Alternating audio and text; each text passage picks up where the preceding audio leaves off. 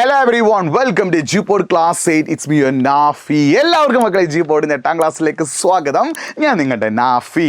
അപ്പോൾ social science exam അടക്കമുള്ള സബ്ജക്റ്റുകളുടെ ഓണം എക്സാമിന് ഇനി വളരെ കുറച്ച് ദിവസങ്ങളുള്ളൂ. അപ്പോൾ ഈ ഓണം എക്സാമിന് ഓരോ സബ്ജക്റ്റിലും ഏതൊക്കെ ചാപ്റ്റേഴ്സാണ് പഠിക്കുന്നുള്ള വീഡിയോ നമ്മൾ ഓൾറെഡി ചെയ്തിട്ടുണ്ട്. ആ വീഡിയോ കാണാത്തുണ്ടെങ്കിൽ നമ്മുടെ ചാനലിൽ കയറിയിട്ട് ആ വീഡിയോ ഒന്ന് കാണട്ടോ. ഇനി നിങ്ങൾ ശ്രദ്ധിക്കേണ്ട കാര്യം, നിങ്ങൾക്ക് സോഷ്യൽ സയൻസിൽ എന്തൊക്കെയാണ് ഇമ്പോർട്ടൻ്റ് ആയിട്ട് ഓണം എക്സാമിന് പഠിക്കണമെന്ന് അറിയാൻ ആഗ്രഹമുണ്ടെങ്കിൽ ഈ വീഡിയോ അവസാനം വരെ കാണുക. അപ്പോൾ ഈ വീഡിയോ കാണുന്നതിന് മുന്നേ നിങ്ങൾ 4 കാര്യങ്ങളൊന്ന് കമൻറ്റ് ചെയ്യണം. ഒന്ന്, നിങ്ങൾക്ക് ഓണം എക്സാമിനുള്ള പോർഷൻസിൽ ഏതൊക്കെയാണ് നിങ്ങളുടെ സ്കൂളിൽ എടുത്തു കഴിഞ്ഞിട്ടുള്ളത്. 2, അത് ഓരോ സബ്ജക്റ്റിലും ഏതൊക്കെയാണ് എടുത്ത് നിങ്ങൾ കറക്റ്റായിട്ട് എഴുതണം കേട്ടോ. രണ്ടാമത്തെ കാര്യം, സോഷ്യൽ സയൻസിൽ എത്ര ചാപ്റ്റേഴ്സ് എടുത്തു കഴിഞ്ഞിട്ടുണ്ട്. മൂന്നാമത്തത്, നിങ്ങൾക്ക് സോഷ്യൽ സയൻസ് പഠിക്കാൻ ബുദ്ധിമുട്ടാണോ ഇല്ലയോ. നാലാമത്തത്, നിങ്ങൾ ഇംഗ്ലീഷ് മീഡിയം ആണോ മലയാളം മീഡിയം ആണോ. ഈ 4 കാര്യങ്ങൾ എന്ത് ചെയ്യുക, ഒന്ന് കമൻറ്റ് ബോക്സിൽ ടൈപ്പ് ചെയ്യണം. എന്നാൽ നമുക്ക് അതിനനുസരിച്ചുള്ള വീഡിയോസ് ഇനി അങ്ങോട്ടേക്ക് തരാൻ പറ്റുള്ളൂ. അപ്പോൾ സോഷ്യൽ സയൻസിൽ ആദ്യം 3 ചാപ്റ്റേഴ്സാണ് എന്തിനുള്ളത്, ഓണം എക്സാമിനുള്ളത്. ഇൻവേഷൻ ആൻഡ് റെസിസ്റ്റൻസ്, അധിനിവേശവും ചെറുത്തു നിൽപ്പും. Towards emergence of national movement, ദേശീയ പ്രസ്ഥാനത്തിൻ്റെ ആവിർഭാവത്തിലേക്ക്.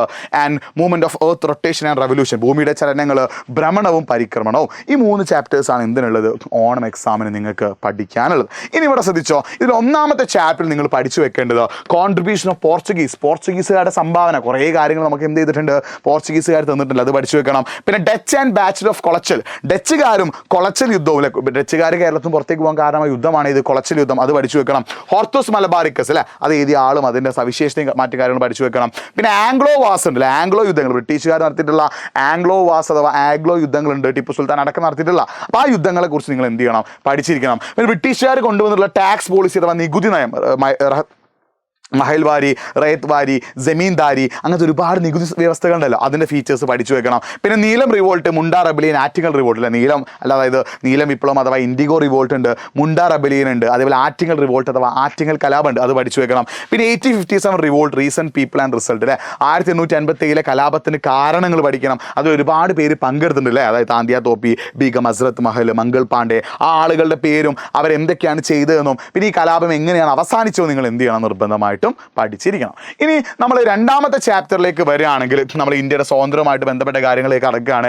അവിടെ നിങ്ങൾ ശ്രദ്ധിക്കുക, എക്കണോമിക് പോളിസീസ് അല്ലേ, അതായത് ദാദാഭായ് നവറോജി അടക്കമുള്ള ആളുകൾ ഇംപ്ലിമെൻറ്റ് ചെയ്തിട്ടുള്ള എക്കണോമിക് പോളിസീസ് അഥവാ സാമ്പത്തിക നയങ്ങളെക്കുറിച്ച് പഠിക്കണം. അന്നത്തെ കാലത്ത് ഇന്ത്യയിൽ ഉണ്ടായിട്ടുള്ള ന്യൂസ് പേപ്പേഴ്സ് അഥവാ വാർത്താ പത്രങ്ങളെക്കുറിച്ച് നിങ്ങൾ നിർബന്ധമായിട്ടും പഠിച്ചിരിക്കണം. ഇനി അടുത്ത് പഠിക്കേണ്ടത് വളരെ ഇമ്പോർട്ടൻ്റ് ആണ്, social reform movements and Rajaram Mohan Roy അടക്കമുള്ള ആളുകൾ ഒരുപാട് സാമൂഹിക പരിഷ്കരണ പ്രസ്ഥാനങ്ങൾ കൊണ്ടുവന്നിട്ടുണ്ട് അല്ലേ, ആത്മസമാജം അങ്ങനെ ഒരുപാട് എണ്ണം കൊണ്ടുവന്നിട്ടുണ്ട്. അതിൻ്റെ പേരുകളും അത് ഫൗണ്ട് ചെയ്ത ആളുടെ പേരും പഠിച്ചു വെക്കണം. പിന്നെ പൊളിറ്റിക്കൽ ഓർഗനൈസേഷൻ, അന്ന് ഒരുപാട് രാഷ്ട്രീയ സംഘടനകൾ ഉണ്ടായിരുന്നു. പിന്നെ ഇന്ത്യൻ നാഷണൽ കോൺഗ്രസ് രൂപീകരിച്ചത് എങ്ങനെയാണ്, അത് 2 ഗ്രൂപ്പുകൾ ഉണ്ടായിരുന്നു, മോഡറേറ്റ്സും എക്സ്ട്രീമിസ്റ്റും, മിതവാദികളും തീവ്രവാദികളും, അവരുടെ സവിശേഷതയും കാര്യങ്ങളും പഠിച്ചു വെക്കണം. പിന്നെ ഹോം റൂൾ മൂവ്മെൻറ്റ് അല്ലേ, ഹോം റൂൾ പ്രസ്ഥാനം. പിന്നെ ഓൾട്ടർനേറ്റീവ് പാത്ത്, അതായത് ഇന്ത്യൻ നാഷണൽ കോൺഗ്രസിന് പുറമെ വേറെയും ഒരുപാട് സംഘടനകൾ ഉണ്ടായിരുന്നു ബദലായിട്ട്, ആ സംഘടനകളുടെ പേരും അത് ഫൗണ്ട് ചെയ്ത ആളുകൾ, അഭിനവ് ഭാരത് സൊസൈറ്റി, അങ്ങനത്തെ ഒരുപാടുണ്ട് അല്ലേ. അപ്പം ആ ഒരു കാര്യങ്ങൾ നിങ്ങൾ ഇതിലേക്ക് എന്ത് ചെയ്യണം, പഠിച്ച് വെക്കണം.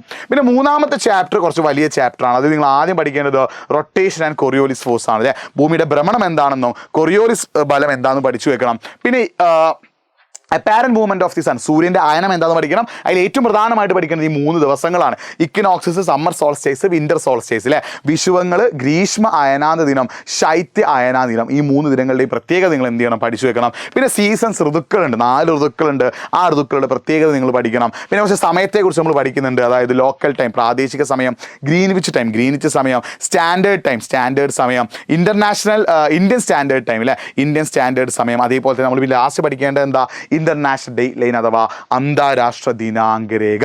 ഇത്രയും കാര്യങ്ങളാണ് നിങ്ങൾക്ക് 8ാം ക്ലാസ്സിൽ സോഷ്യൽ സയൻസിൽ പഠിക്കാനുള്ളത്. അപ്പോൾ നിങ്ങൾക്ക് 8ാം ക്ലാസ്സിൽ സോഷ്യൽ സയൻസ് അടക്കമുള്ള വിഷയങ്ങളുടെ സ്റ്റഡി മെറ്റീരിയൽസ് നിങ്ങൾക്ക് ആവശ്യമുണ്ടെങ്കിൽ nafi.eduport എന്ന ഇൻസ്റ്റാഗ്രാം പേജിലേക്ക് ക്ലാസ് 8 സ്റ്റഡി മെറ്റീരിയൽസ് ഒന്ന് മെസ്സേജ് അയച്ചാൽ ഞാൻ എന്ത് ചെയ്യാം, സ്റ്റഡി മെറ്റീരിയൽസ് എങ്ങനെ കിട്ടുന്നുള്ള കാര്യം ഞാൻ പറഞ്ഞുതരാം. അപ്പോൾ ഓർത്ത് വെച്ചാൽ nafi.eduport എന്ന ഇൻസ്റ്റാഗ്രാം പേജിലേക്ക് ക്ലാസ് 8 സ്റ്റഡി മെറ്റീരിയൽസ് ഒന്ന് മെസ്സേജ് അയച്ചോ. അപ്പോൾ ഇത്ര അപ്ഡേറ്റ്സിനായിട്ട് നമ്മുടെ ഈ ഒരു യൂട്യൂബ് ചാനൽ സബ്സ്ക്രൈബ് ചെയ്യുക, മാക്സിമം ഫ്രണ്ട്സിലേക്ക് ലിങ്ക് ഒന്ന് ഷെയർ ചെയ്യുക. ഏറ്റവും പ്രധാനപ്പെട്ട കാര്യം, ഓണം എക്സാം നിങ്ങൾ സിമ്പിളാക്കി ചെറുതാക്കി കാണരുത്, it's a very very important exam. Maximum ഫ്രണ്ട്സിലേക്ക് ലിങ്ക് ഷെയർ ചെയ്തോ. മറ്റൊരു വീഡിയോയുമായിട്ട് വീണ്ടും കാണാം. It's me Nafi signing of.